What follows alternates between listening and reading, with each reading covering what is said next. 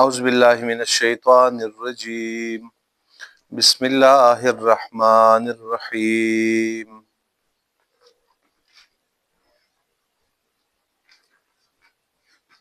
इन तुब्दुस्सदक़ाति फ़निअम्मा ही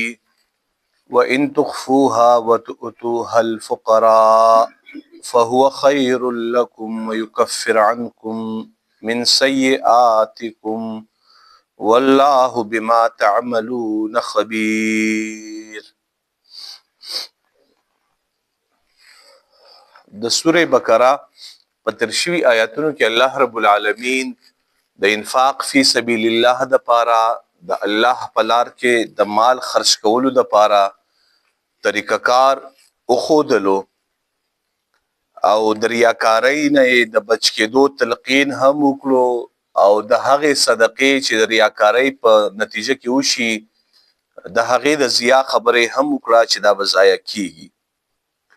اوس په دې آیاتونو کې الله رب العالمین د دې صدقې د ورکولو دوه قسمه طریقه کار زیر بحث راوستی دی.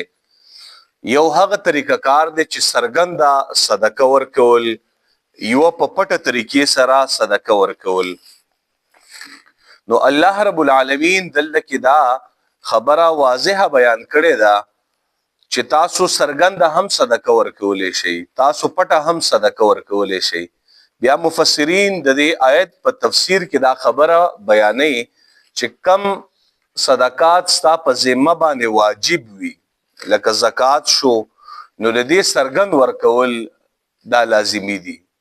د هغې بیا فواید مفسرین او فقها دا بیانوي چې د دې څرګند ورکول ځکه پکار دي چې په معاشره کې د زکات ورکولو ټرند عام شي چې هر یو کس په پټه طریقې سره زکات ورکوي نو بل کس ته به موټیویشن نه ملاویږي، یعنی یو بل ته به کې هغه ترغیب ملاویږي. او یو وجه به کې دا ده چې زکات چې کم ستا په ذمه باندې ورکول لازم دي هغه ته څرګند ځکه ورکې چې ستا متعلق څوک په غلط فهمۍ او په بدګمانۍ کې پاتې نشي چې آیا دا زکات ورکوي که نه ورکوي. نو چاته به د غلط ګمان پیدا کېدو هغه ذریعه نه پیدا کې. او بیا په بل آیت کې الله رب العالمین په پټه طریقې سره صدقه ورکول هم د هغې تحسین کړی دی، لیکن هغه نفلي صدقات دي چې کم نفلي صدقات وي سړی د اعمال حسنه په طور باندې د ثواب د پاره د الله په لار کې ورکوي وایي که هغه په پټه طریقه باندې ورکړي ډیره بهتره ده. بلکې الله رب العالمین دلته کې یو نقطه بیان کړې ده چې کم کس په پټه طریقې باندې نفلي صدقه ورکوي نو الله رب العالمین به د دې ګناهونه ورسره معاف کوي. محدثین دا خبره لیکي چې کم انسان صدقې په پټه باندې ورکوي نو الله رب العالمین به دا د هر قسم ګناهونو نه بیا بچ ساتي او چې کم ګناهونه دې کیږي هغه به ورته الله معاف کوي. نو الله رب العالمین دلته کې د صدقې ورکولو هغه دوه طریقه کار زیر بحث راوستی دي. او یو فرضي صدقه ده د هغې د کل ورکولو تلقین کړی دی او بل د هغې متعلق انسان ته خپل یو آپشن پرېښی دی چې ته پټم ورکولی شي او څرګند هم ورکولی شي.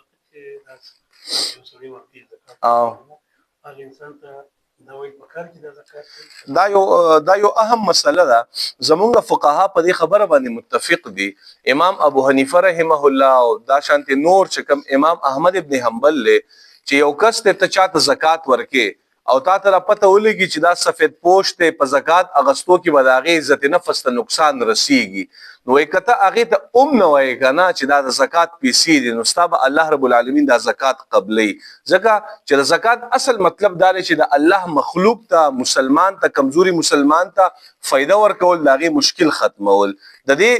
نور خو الله رب العالمین ستا په زړه په کیفیت پوی دی چې کم کس ته د زکات د الفاظ ادایګۍ سره نقصان رسیږي عزت نفس ته وایي هغې ته چې ونویل شي امام ابو حنیفه رحمه الله وایي چې دا افضل زکات دی. نو په دې کې لازمي نه ده چې هغې ته ادایګي وشي.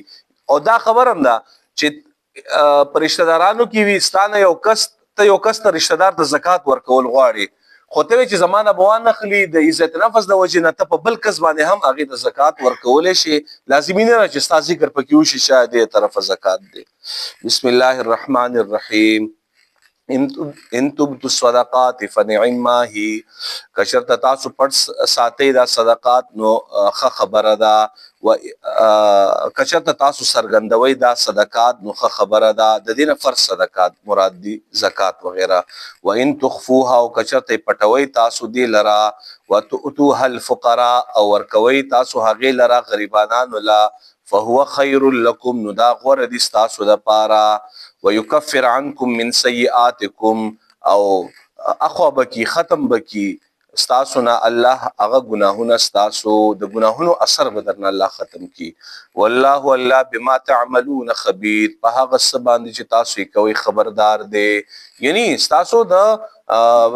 هر یو عمل نه الله خبردار دی کته په سرګند باندې صدقه ورکه او ستا پکې ریا مد نظر وی پاغم الله پويږي او په سرګند باندې صدقه ورکه او ستا پکې مطلب دا وي چې پر معاشره کې بل چاته هم پدې باندې شوق پیدا شي هغه هم زکات ورکی نو پدې باندې الله رب العالمین خبردار دې ستپنیت باندې ليس عليك هداهم نشتر پتا باندې هغه قبلول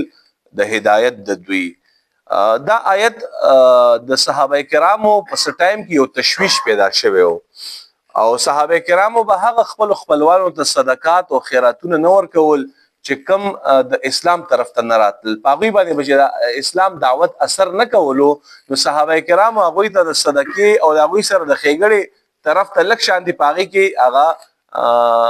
مونږ به ته دا وایو چې هیڅ کې چاهټ به اختیارولو چې دا اوس موږ ته د خیر خبره هم کو د اسلام دعوت هم ورکو موږ سره صله رحمی هم ساتو موږ خیلاره ته هم را بل بیا هم اسلام طرف ته ناراضي نو د هغوی سره باغوی په داشن صدقه کولو کې هغه زړه به نه غوښتل نو الله رب العالمین دلته کې تاکید کوي چې د خلکو د ایمان راوړل یا هدایت ورکول دا د الله کار د تاسو کار نه دی تاسو صرف دعوت ورکول کار دی نور تاسو دې سره صله رحمیم کوي دې ته خیراتونه ورکوي دې سره تاسو تعلق هم ساتي فقها فرمایي چې تاسو په خپل معاشره کې غیر مسلم ته عام صدقه ورکول شي خیرات هم ورکول شي او دا غي سره تاسو د له حاصل تعلقات هم ساتل شي نو الله رب العالمین په دې آیت کې صحابه کرامو ته یو تنبیه ورکړی دا چې د هغه ایمان راوړل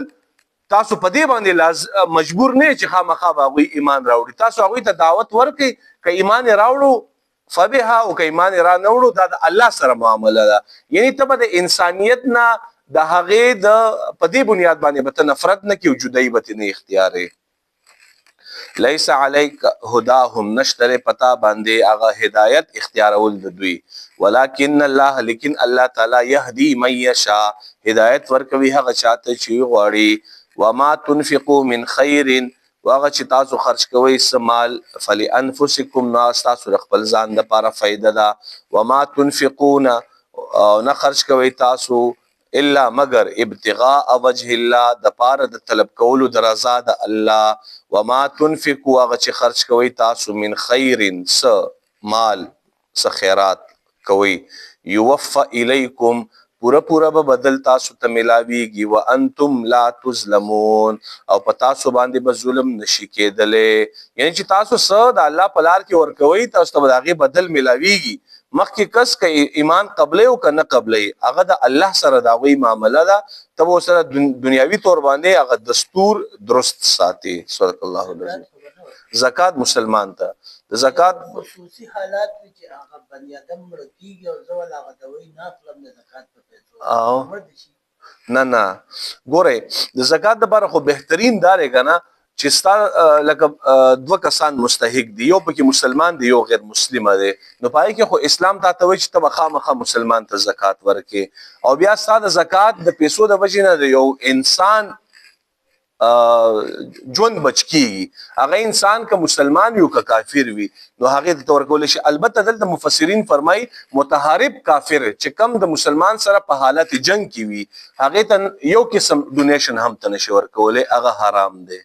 نور چې پرمن کافر وي هغه ته بیا دا ډونیشن ورکول شي هغه د بچ کېدو لپاره خو په ترجیحاتو کې زکات مسلمان ته ملاويږي بسم الله الرحمن الرحیم ان تبتو الصدقات فنعم هي کچرت تاسو سرګندوي دا صدقات نو دا خبره ده و ان تخفوها او کچرت پټوي تاسو دی لرا پټه ورکوي وتؤتوها الفقراء او ورکوي تاسو دی لره غریبانو ته فهو خير لكم ناغور د تاسو لپاره ويكفر عنكم اغه د پټي صدقې ورکولو الله اغه اجر بیان کړو فائدې بیان کړه دا ويكفر عنكم من سيئاتكم او اخوا بکی تاسو نه الله اغه اثر د گناهونو یا معاف بکی تاسو ته الله گناهونه تاسو والله بما تعملون خبير والله په هغه څه چې تاسو عمل کوي خبردار دی ليس عليك هداهم نشتر پتا باندې هدایت قبل ولدوی ولكن الله يهدي من يشاء لیکن الله تعالی هدایت کوي هغه چاته چې وی غواړي وما تنفقوا من خير وهغه چې خرج کوي تاسو سمال فلانفسکم نو د هغه اغا نتیجه او بدل وستاسو تاسو ته ملاویږي هغه تاسو د پاره بهتر دی وما تنفقون او نه خرج کوي تاسو مگر ابتغاء وجه الله د پاره د طلب کولو د رضا د الله وما تنفقوا چې خرج کوي تاسو من خیر سمال يوفى اليكم نو پورا بدل ملاو شي تاسو ته هغه بدل د هغه وانتم لا تظلمون او پتا سو باندې به هیڅ ظلم نشي په بدل ملاویدو کې با تاسو هیڅ کمه ناراضي صدق الله العظیم او دا بیل سیز دی د یو تعلق د کروندې سره چې کم سیزونه د زمکه نه راغلي نو هغه د زمکه د هغه سره فصل سره تعلق دی او یو د چې کم مال دی یا نور چې کم هغه تجارتی سامانونه دي په دې باندې کم سالانه اسلام سیز لاګو کړي هغه زکات دی او د زمکه چې کم زکات دی هغه عشر دی او چې کم د کافرانو نه کم سیز کلیکټ کیږي کنه په مسلمان ملک غیر مسلم اوسېږي دا غیر پر شریعت اصطلاح د خراج ده اصل کې پاره کې فرق دا دی چې دې لپاره چې کوم هغه فارموله هغه بدله ده په دې کې فارموله بدله ده او بل دا لازمي نه را چې یو کس په زکات کې د کال تیرېدل لازمي دي په عشر کې د کال تیرېدل لازمي نه دي چې ستا فصل او شو کنه پتا باندې دا عشر لازم شولو نو دې هغه احکام کیفیتونه بدل دي نو څه کوته الله نمونه بدل کیدي په عشر کې د کال تیرېدل لازم نه دي په زکات کې بخا مخاص تا په مالیت باندې چې ته صاحب نصاب شوي نو په دې حالت کې او پتا باندې یو کال تیریږي تو بیا د زکات پاغي کې پاغي کې نصاب برابر ولدي چې نصاب د سره پوره شونه تو پاغي کې هغه زکات نه پاره کې هغه سروي ورکول دي او سروي ورکول امين الحمد لله رب العالمين والعاقبة للمتقين والصلاة والسلام على أشرف الأنبياء والمرسلين وعلى آله وأصحابه أجمعين وصلى الله تعالى على خير خلقه محمد وآله وأصحابه أجمعين جزاكم الله خير